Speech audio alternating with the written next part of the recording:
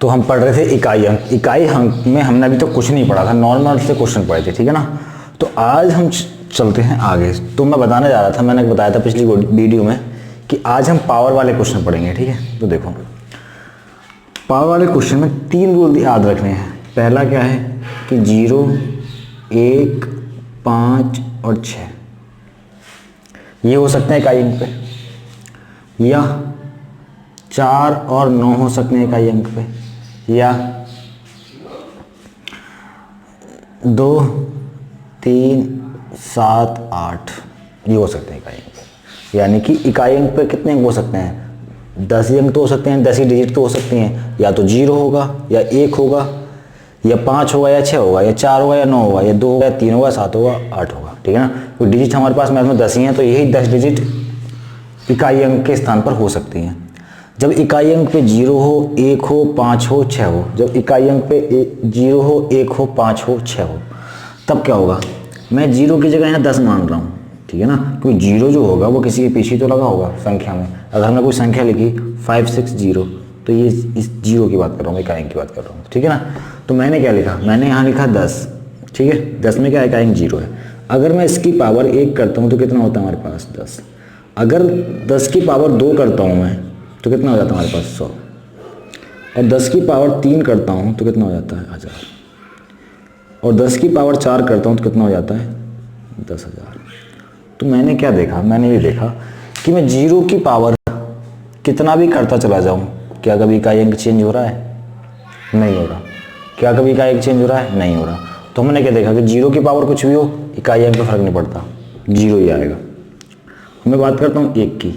अगर मैं 1 की जगह मैं 11 ले लेता हूँ, 1 की जगह मैं 11 ले लेता हूँ। अगर मैं 11 का स्क्वायर करूँ तो कितना आएगा? 121, ठीक है। या मैं 1 ही लेके चलता हूँ। अगर मैं 1 का स्क्वायर करूँ कितना आएगा? 1। या फिर 1 की पावर 1 हो तो कितना आएगा? 1। या 1 की पावर 3 हो तो कितना आएगा? 1 की पावर 4 हो तो कितना आएगा? 1। तो मैंने क्या देखा, जबकि जब इकाई अंक पर 1 दिया हुआ है तो पावर कुछ भी कर दो, इकाई अंक चेंज नहीं होता। पावर कुछ भी कर दो, इकाई अंक चेंज नहीं होता, ठीक है। तो 0 और 1 वाला केस समझ लिया हमने कि इकाई अंक पे 0 हो और पावर कुछ भी कर दो, इकाई अंक वही रहेगा 0। अगर इकाई अंक पे 1 हो, पावर कुछ भी कर दो, इकाई अंक 1 ही रहेगा। अब मैं बात करता हूँ 5 की। अगर मैं 5 की पावर 1 कर दूँ तो कितना हो जाता है हमारे पास? 5। अगर मैं 5 की पावर 2 कितना हो जाता है? 25। अगर 5 की पावर 3 कितना हो जाता है? 125। 5 की पावर 4 कितना हो जाता है? 625। तो मैं क्या देख रहा हूँ? मैं ये देख रहा हूँ कि 5 की पावर मैंने 1 करी तब भी इकाई अंक 5 मिला, 5 की पावर 2 करी तब भी इकाई अंक 5 मिला, 5 की पावर 3 करी तब भी इकाई अंक 5 मिला, 5 की पावर 4 करी तब भी इकाई अंक 5 मिला। यानी कि जैसे 0 और 1 की पावर कुछ भी कर दो, इकाई अंक 0 और 1 रहेगा, वैसे ही 5 की पावर कुछ भी कर दो, इकाई अंक 5 रहेगा। 5 की पावर कुछ भी कर दो, इकाई अंक 5 रहेगा। अब बात करते हैं 6 की। अगर मैं कहूँ 6 की पावर 1 तो इकाई कितना रहेगा? 6। अगर मैं कहूँ 6 की पावर 2 इकाई कितना रहेगा? 6, 36 होता है। अगर मैं कहूँ 6 की पावर 3 तब भी 6 रहेगा, 216 होता है। तो 6 के केस में भी क्या देखा कि 6 के केस में भी पावर कितनी भी कर दो, जितना मन करे, इकाई कितना रहेगा? हमेशा 6 ही रहेगा। तो 0, 1, 5, 6 का हमें क्या पता है? जब भी इकाई अंक पे 0 हो, 1 हो, 5 हो, 6 हो, जब भी इकाई अंक पे 0 हो, 1 हो, 5 हो, 6 हो और इसकी पावर यानी कि इन नंबर की पावर कुछ भी कर दो, यानी 0 की पावर कुछ भी कर दो, इकाई चाहिए। इकाई अंक पे 1 है उसकी पावर कुछ भी कर दो, इकाई अंक पे 5 है उसकी पावर कुछ भी कर दो, इकाई अंक पे 6 है उसकी पावर कुछ भी कर दो, ठीक है। तो इकाई अंक हमेशा क्या रहेंगे? 0 है इकाई अंक पे 0 रहेगा, 1 है तो 1 रहेगा, 5 है तो 5 रहेगा, 6 है तो 6 रहेगा, ठीक है ना। यहाँ इकाई अंक चेंज नहीं होते, ठीक है। अगर हम 0 की पावर कुछ भी कर दें, इकाई अंक यहाँ से कितना मिलेगा? इकाई अंक यूनिट डिजिट कितना मिलेगा? यहाँ से 0 मिलेगा। अगर मैं 1 की बात करूँ तो यहाँ से 1 मिलेगा, अगर यहाँ से बात करूँ तो यहाँ से 5 मिलेगा, और यहाँ से बात करूँ 6 मिलेगा, ठीक है। तो 0 की पावर जितना चाहे उतना कर दो, यानी इकाई अंक पे 0 हो तो इकाई अंक कितना मिलेगा? 0 मिलेगा। अगर इकाई अंक पे 1 है उस नंबर की पावर कुछ भी कर तो इकाई अंक 1 मिलेगा। अगर इकाई अंक पे 5 है उस नंबर की पावर कुछ भी कर तो इकाई अंक 5 रहेगा, ठीक ठीक है ना। अगर कोई किसी नंबर का इकाई अंक 6 है, उसकी पावर कुछ भी कर तो इकाई अंक 6 रहेगा। तो ये तो सुलट गया हमारा केस। और इस पर आते हैं, अगर मैं कहूँ कि 4 की पावर 1 तो कितना होता है हमारे पास 4। अगर मैं कहूँ कि 4 की पावर 2 कितना होता है 16। अगर मैं कहूँ 4 की पावर 3 तो कितना हो जाता है हमारे पास 64। अगर मैं कहूँ 4 की पावर 4, 4 से 16 2 56, कितना होगा 256। तो हमने क्या देखा, जब 4 की पावर एक विषम संख्या है, जब 4 की पावर एक विषम संख्या है तो यूनिट डिजिट कितना है हमारे पास, यहाँ भी 4 है और यहाँ भी 4 है। हमने क्या देखा कि जब 4 की पावर एक विषम संख्या है, एक विषम संख्या है, 3 भी एक विषम संख्या है, जब 4 की पावर विषम संख्या है तो यूनिट डिजिट हमारे पास कितना है 4 ही है। लेकिन जब 4 की पावर सम संख्या है, 2 एक सम संख्या है, 4 एक सम संख्या है, जब 4 की पावर एक सम संख्या है तो यूनिट डिजिट कितना है 6 है। तो हम यहाँ ये लिख सकते हैं सिंपल सा कि 4 की पावर अगर सम संख्या है, कितना है 4 की पावर अगर सम संख्या है, तब यूनिट डिजिट जो आएगा, तब यूनिट डिजिट जो आएगा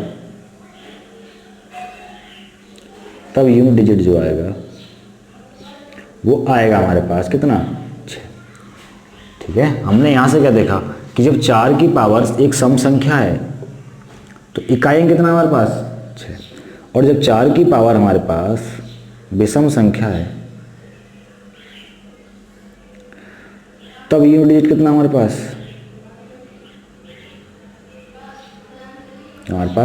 4 ही। ठीक है भाई, 0 1 5 6 के केस में तो कुछ करना ही नहीं, ठीक है ना। पावर कुछ भी लिख दो, आंसर अगर 0 है तो 0, 1 है तो 1, 5 है तो 5, 6 है तो 6। 4 के केस में इतना याद रखना है कि 4 की पावर सम है या विषम है, ठीक है ना। हमें ये देखना है कि 4 की पावर सम है या विषम है। सम क्या होगा, जो 2 से कटेगा वो सम, जो 2 से नहीं कटेगा वो विषम।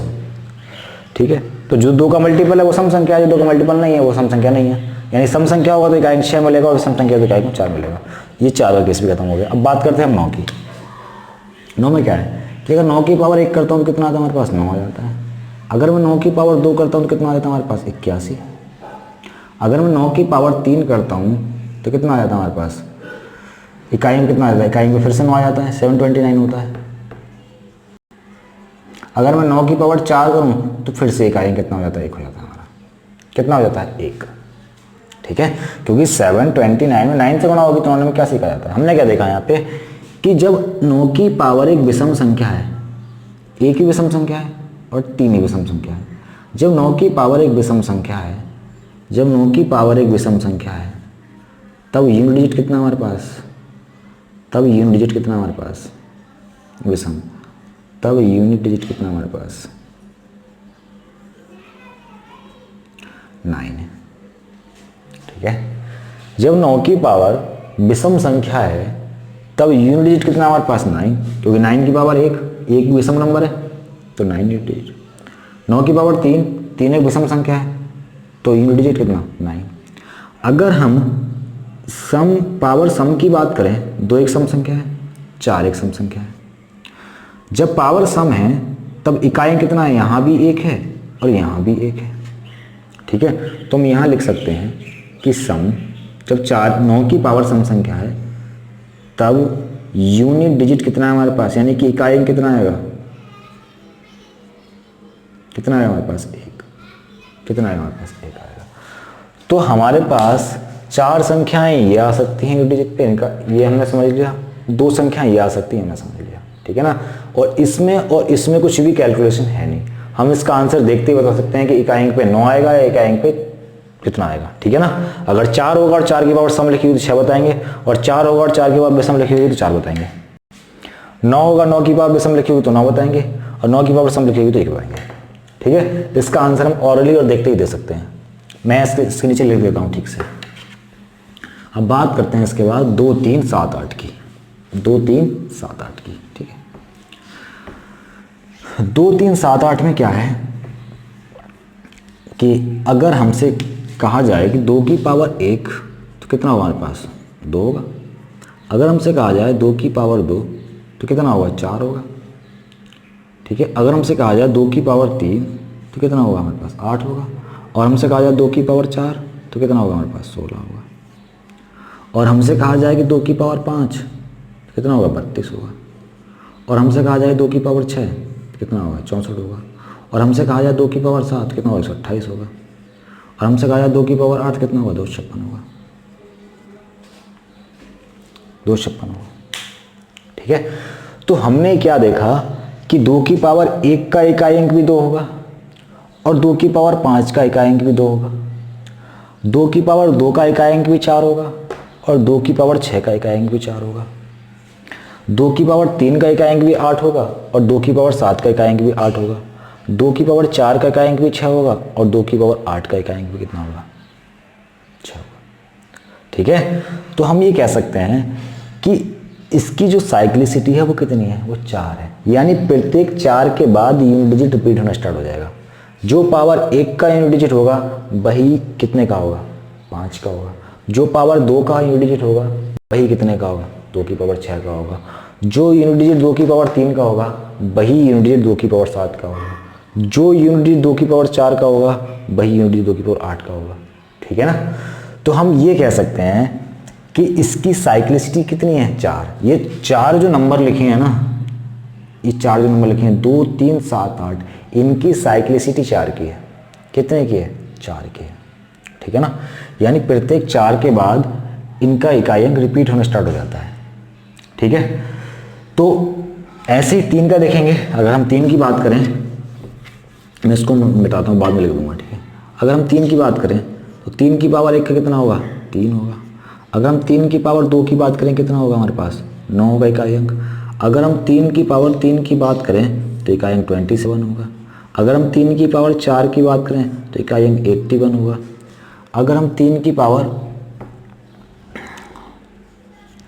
5 की बात करें तो इकाई अंक होगा हमारे पास 3। अगर हम 3 की पावर 6 की बात करें तो इकाई अंक फिर से 9 हो जाएगा, गुणा कर लेंगे इसकी। ठीक है ना, 729 हो जाएगा। ठीक है, तो हमने क्या देखा, हमने फिर से ये देखा कि इसकी साइक्लिसिटी भी कितनी है, 4 की है। यानी 2, 3, 7, 8 लिखे हैं, इन सबकी साइक्लिसिटी कितनी है, 4 है। ठीक है ना, कितनी है, 4 है। यानी कि प्रत्येक 4 पावर के बाद यूनिट डिजिट का रिपीटेशन स्टार्ट हो जाएगा। ठीक है, यूनिट डिजिट का रिपीटेशन स्टार्ट हो जाएगा। अब क्वेश्चन कैसे पूछेगा उसकी तरफ चलते हैं। ठीक है ना, इनसे तो आसान है। अगर इसकी पावर, अगर हमसे कह दे कि 100 की पावर 10,000 इसका इकाई अंक बताओ, तो सोचना ही नहीं है, कितना आएगा, 0। अगर हमसे कहा जाए कि 121 की पावर 10,000 इकाई अंक बताओ, तो क्या बताओगे, 1 होगा। अगर हमसे इकाई अंक में 5 दे दे, क्या दे कि 125 की पावर 10,000 इकाई अंक बताओ, तो कितना बताएंगे, 5 बताएंगे। यहाँ हमसे कह दे कि 126 की पावर 10,000 इकाई अंक बताओ, तो क्या बताएंगे, हम 6 बताएंगे। तो यहाँ तो सोचने वाली बात है नहीं कुछ भी। ठीक है ना, सोचने वाली बात जो होती है वो यहाँ होती है। यहाँ भी बहुत आसान है। ठीक है ना, बहुत आसान ही बताऊंगा करना कैसे। ठीक है, और अगर यहाँ कह दे हमसे, अगर हम 4 की पावर कह दे कि 625, कैसी संख्या है 625, एक विषम संख्या है, तो इकाई अंक कितना आएगा हमारे पास, 4 आएगा। और 4 की पावर कह दे कि 626, 626 कैसी संख्या है, एक सम संख्या है, तो कितना आएगा हमारे पास, 6 आएगा। ऐसी 9 का केस है। ठीक है, तो ये तो बहुत आसान है, 0, 1, 5, 6, 4 और 9, आसान ये भी है। ठीक है, अब मैं लिखता हूँ क्वेश्चन करना कैसे है। हमने क्या देख लिया, हमने ये देख लिया कि 2, 3, 7, 8 की साइक्लिसिटी है कितनी, 4 की साइक्लिसिटी है।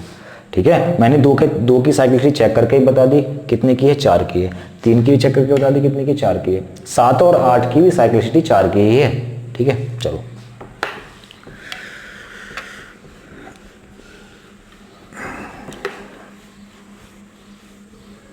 अब मैं कहूँ कि 2 की पावर 50 का इकाई अंक बताओ। अगर हमसे एक क्वेश्चन पूछ लिया जाए तो इस क्वेश्चन को सॉल्व कैसे करेंगे हम, का इकाई अंक बताओ। यहाँ मैं पहले छोटा नंबर लेता हूँ, क्या लेता हूँ मैं एक छोटा नंबर लेता हूँ। मैं लेता हूँ यहाँ पे 2 की पावर मैं लेता हूँ पहले 2, और यहाँ लेता हूँ मैं 2 की पावर, यहाँ 2 की पावर 2 नहीं लेके मैं लेता हूँ 2 की पावर 8, 7, और मैं लेता हूँ 2 की पावर 10। ये लिखे हमारे पास, इसको करेंगे बाद में सॉल्व, पहले इसको सॉल्व करते हैं। ये लिखा है 2 की पावर 7 का इकाई अंक बताओ, ये लिखा है 2 की पावर 10 का इकाई अंक बताओ। तो हमें पता है कि साइक्लिसिटी 4 है 2 की।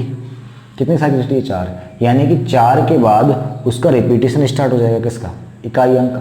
4 के बाद इकाई अंक का रिपीटेशन स्टार्ट हो जाएगा, ठीक है। तो एक चीज़ हम पता होनी चाहिए कि गुणा करने पर पावर का एडिशन होता है। अगर हमारे पास लिखा है 2 की पावर 2 और गुणा 2 की पावर 3, तो क्या हम इसको 2 की पावर 5 नहीं लिख सकते हैं? ठीक है। अगर बेस सेम है और आपस में मल्टीप्लाई हो रही है, बेस सेम है और आपस में क्या हो रही है? मल्टीप्लाई हो रही है, तो पावर क्या हो जाती है? ऐड हो जाती है, ठीक है। तो हमें पता है कि 2 की साइक्लिसिटी 4 की है, यानी कि पावर को 4 के टेबल में ब्रेक करना है हमको। तो क्या हम इसको ऐसा नहीं लिख सकते कि 2 की पावर 4 गुणा 2 की पावर 3 लिख सकते हैं? देखो 4 और 3 7 पावर लिखा है। हमें पता है कि यहां से कितना मिलेगा इकाई अंक? 6, क्योंकि 2 की पावर 4 16 होता है। और यहां से कितना मिलेगा? 8। और दोनों की आपस में गुणा कितना मिलेगा? 48, यानी कि 8 मिलेगा। तो हमने यहां क्या देखा? हमने यहां ये देखा कि अगर हम 2 की पावर 7 का इकाई अंक ना निकाल के अगर हम 2 की पावर 3 का इकाई अंक निकाल दें, तो वही हो रहा है जो 2 की पावर 7 का इकाई अंक है, ठीक है ना। अगर हम 2 की पावर 7 का इकाई अंक ना निकाल के अगर हम 2 की पावर 3 का इकाई अंक निकाल दें, तो इकाई अंक तो वही आ रहा है जो 2 की पावर 7 का है, ठीक है। तो अगर हम इसमें से ये 4 की साइक्लिसिटी में ब्रेक कर दें, 4 के टेबल्स इसमें से हटा दें, ठीक है ना, वही 7 है, 4 से कितनी बार भाग जाएगा? 1 बार भाग जाएगा। और उस भाजक को अगर हटा दें, तो उस भागफल को अगर हटा दें, अगर हम 7 को कहें कि 7 को 4 से भाग करें, 4 एकम 4, कितना बच रहा है यहाँ से? 3। और इस भागफल को अगर यहाँ से हटा दें, ठीक है, ठीक है, हम सिर्फ रिमाइंडर को लेके चलें। किसको लेके चलें? रिमाइंडर को लेके चलें। यानी कि हम अगर 2 की पावर 7 का अगर हमसे इकाई अंक पूछा है और अगर हम 2 की पावर 3 का इकाई अंक निकाल दें, तो वही होगा जो 2 की पावर 7 का होगा। कितना होगा? वही होगा जो 2 की पावर 7 का होगा, ठीक है। तो अगर हमें 2 की पावर 7 का इकाई अंक निकालना है, तो क्या करना पड़ेगा? हमें ये करना पड़ेगा कि 7 को किससे भाग करना है? 4 से। क्यों? क्योंकि साइक्लिसिटी कितनी है? 4 की। तो 4 एकम 4, कितना बचता है यहाँ पे? 3। अगर हमसे पूछे 2 की पावर 7 का इकाई अंक बताओ, तो हम क्या निकालेंगे? इस पावर को थोड़ा छोटा कर लेंगे। क्या करेंगे कि जो पावर दे रखी है उसको 4 से भाग करेंगे, जो रिमाइंडर बचेगा उसको पावर मान लेंगे। कितना बचेगा? 2 की पावर 3, ठीक है ना। बेस तो 2 था, जो रिमाइंडर कितना बचा यहाँ पे? ये तो रिमाइंडर होता है। कितना बचा? 3। 2 की पावर 3 8। कितना होता है इकाई अंक? 8, ठीक है। तो जो 2 की पावर 3 का इकाई अंक होगा वही 2 की पावर 7 का इकाई अंक होगा, ठीक है। अगर हम इसकी बात करें, किसकी? 2 की पावर 10 की, तो हम 4 में ब्रेक करना है क्योंकि इसकी साइक्लिसिटी 4 की है। तो क्या करेंगे?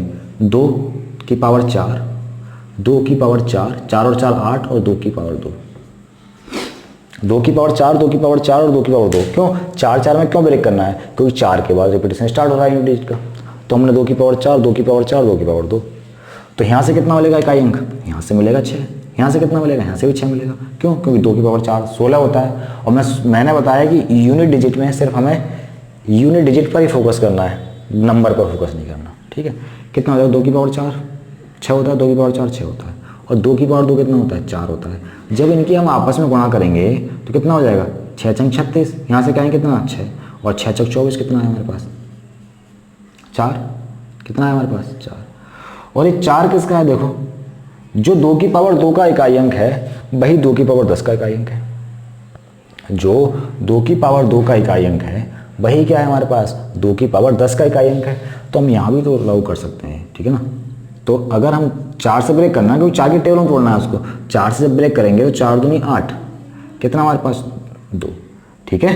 कितना हो जाए हमारे पास? 2। और इस रिमाइंडर को क्या करेंगे? हम पावर मान लेंगे, यानी 2 की पावर 2, और 2 की पावर 2 कितना होता है? 4। यानी कि बड़ी पावर को 4 से भाग करके हम जितना छोटा हो सके उतना छोटा कर लेंगे, और जो रिमाइंडर बचेगा हम उसको पावर मान लेंगे। यहाँ रिमाइंडर कितना बचा? 2, तो हमने क्या मान लिया?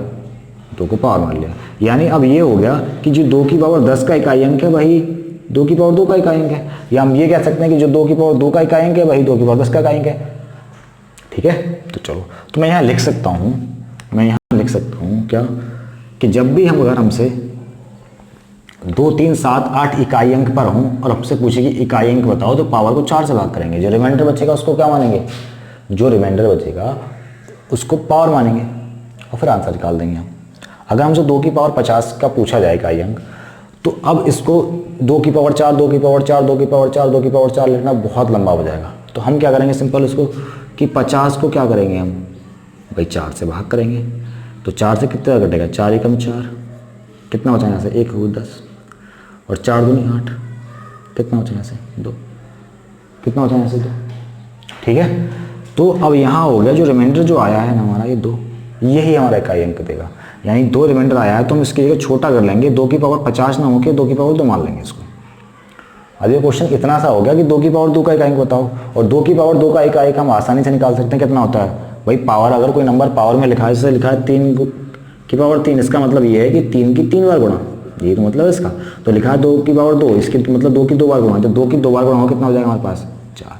तो कितनी भी बड़ी पावर दे रखी हो हम उसको छोटी पावर हम ब्रेक करके आंसर निकाल सकते हैं। ठीक है, तो मैं लिख देता हूँ, मैं यहाँ पर लिख देता हूँ। हाँ, एक चीज़ और कि अगर हमसे कहा जाए कि 2 की पावर 48 का इकाई अंक बताओ, तो अभी मैं बता चुका हूँ, अभी मैंने बताया कि अगर मैंने बताया कि अगर 2, 3, 7, 8 की कुछ भी पावर दे रखी हो तो पावर को 4 से भाग करेंगे। क्या करेंगे, पावर को 4 से भाग करेंगे। तो यहाँ अगर 4 से भाग करते हैं हम 48 को 4 से भाग करते हैं तो 4 एकम 4 और 4 दूनी 8, शेष कितना हो जाएगा 0, शेष कितना हो जाएगा 0। और मैंने अभी इसकी स्टूडेंट बता चुका हूँ, अभी मैंने बताया कि अगर जो शेष बचेगा उसको पावर मान लो। अगर हम यहाँ से 2 की पावर 0 पावर मान लें तो आंसर 1 आ रहा है। ठीक है ना, क्यों, क्योंकि किसी भी नंबर की पावर अगर 0 है तो उसका मान 1 होता है। ठीक है, किसी भी नंबर की पावर 0 है तो उसका मान कितना होता है 1 होता है। तो एक चीज़ का ध्यान रखना पड़ेगा हमें, क्या, कि अगर शेष हमारे पास 0 बचे, क्या बचे, शेष हमारे पास 0 बचे, तो इसका मतलब ये हो गया कि 4 की साइक्लिसिटी पूरी बनी है। भाई अगर यहाँ 50 था, यहाँ तो ऐसे लेने देता हूँ, अगर 50 था तो 50 को हम 4 से भाग करते थे तो यहाँ 48 आता था, यहाँ 12 आता, 2 बचता था। यहाँ 50 में 4 की साइक्लिसिटी पूरी नहीं थी। यहाँ क्या था, यहाँ 50 में 4 की साइक्लिसिटी पूरी नहीं थी। यहाँ 48 में 4 की साइक्लिसिटी पूरी है, इसलिए सिलेंडर 0 बचा है। यहाँ साइक्लिसिटी पूरी नहीं थी, सिलेंडर 2 बच रहा था। जब भी क्या हो कि रिमाइंडर 0 बचे, इसका मतलब साइक्लिसिटी पूरी है, 4 की साइक्लिसिटी पूरी बन रही है। यहाँ 4 की 12 साइक्लिसिटी है। ठीक है, और जब साइक्लिसिटी पूरी बनेगी तो क्या होगा, यानी इसको हम लिख सकते हैं, अगर इसको छोटा लिखने की कोशिश करें तो हम इसको ऐसा लिख सकते हैं कि 2 की पावर कितना 4 और की पावर कितना 12 लिख सकते हैं। 4 की साइक्लिसिटी पूरी है। अगर हम यहाँ 2 की पावर 50 को लिखने की कोशिश करें तो इसको लिख सकते हैं 2 की पावर 4 की पावर 12 गुणा 2 की पावर 2। क्यों, क्योंकि यहाँ से तो साइक्लिसिटी पूरी है, जो रिमाइंडर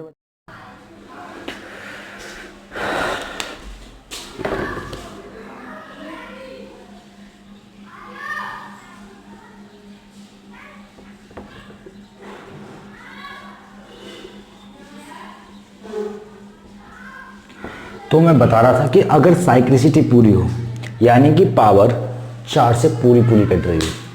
ठीक है, यानी कि साइक्लिसिटी पूरी हो, 4 यानी पावर 4 से पूरी कट रही हो, तब क्या करना है, जब पावर 4 से पूरी कटे यानी साइक्लिसिटी पूरी हो तो क्या होगा, जब रिमाइंडर क्या बचे, यानी कि अगर हम बात करें 48 की तो 48 से रिमाइंडर कितना बचेगा हमारे पास, रिमाइंडर बचेगा हमारे पास 48 से रिमाइंडर बचेगा हमारे पास कितना 0। अगर 48 को 4 से भाग करें रिमाइंडर कितना बचेगा हमारे पास 0। रिमाइंडर कितना बचेगा हमारे पास 0। जब रिमाइंडर 0 बचेगा तो अब दिक्कत ये है कि अगर हम रिमाइंडर को ही अगर हम पावर मान लें तो आंसर तो 1 आ रहा है, जो कि गलत है। ठीक है, जब हमारे पास रिमाइंडर 0 बचे तो कुछ मत करना, पावर को 4 मान लेना। मैं लिख देता हूँ ऊपर, ठीक है, मैं लिख देता हूँ ऊपर, क्यों, क्योंकि साइक्लिसिटी पूरी है हमारे पास 4 की। मैं लिख देता हूँ यहाँ कि क्या करेंगे इस केस में कि पावर को यानी कि घात को 4 से भाग करेंगे, 4 से भाग करते हैं, पावर को 4 से भाग करते हैं, जो शेष बचता है, जो शेष बचे उसे पावर मान लेते हैं।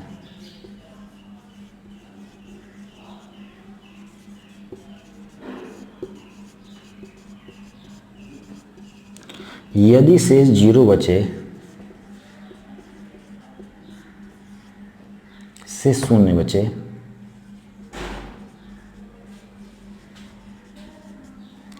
तो पावर 4 मानते हैं।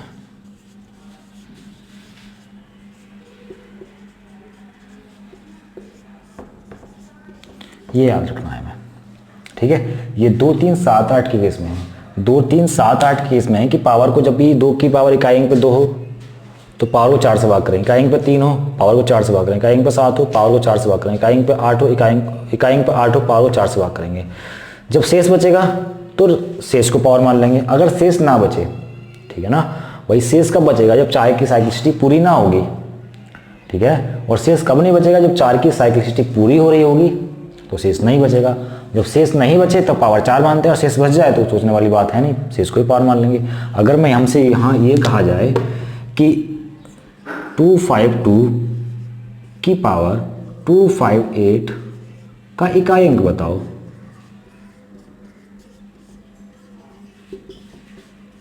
इकाई अंक बताओ,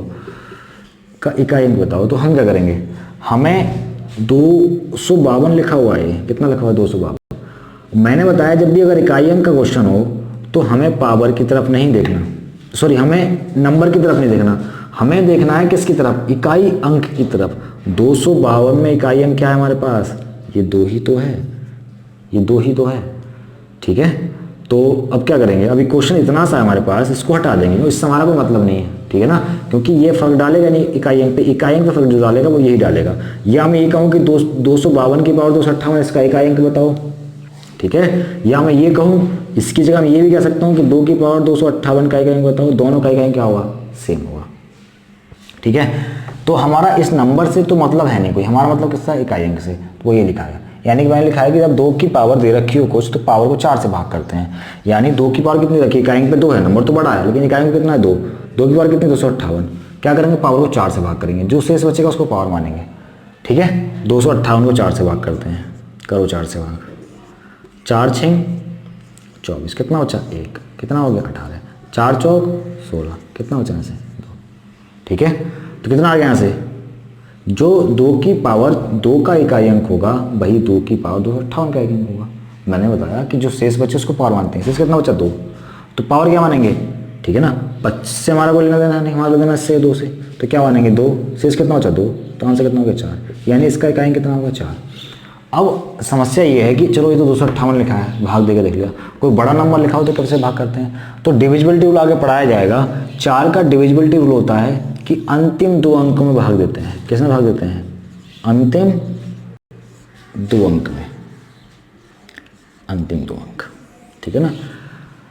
तो हमें 258 को भाग ना देके हमें किसको भाग देना था, 58 को भाग देना था। 4 का डिविजिबिलिटी रूल क्या है कि अगर किसी संख्या के अंतिम 2 अंक 4 से कटेंगे तो वो संख्या 4 से कटेगी, अगर अंतिम 2 अंक 4 से नहीं कटे संख्या 4 से नहीं कटेगी।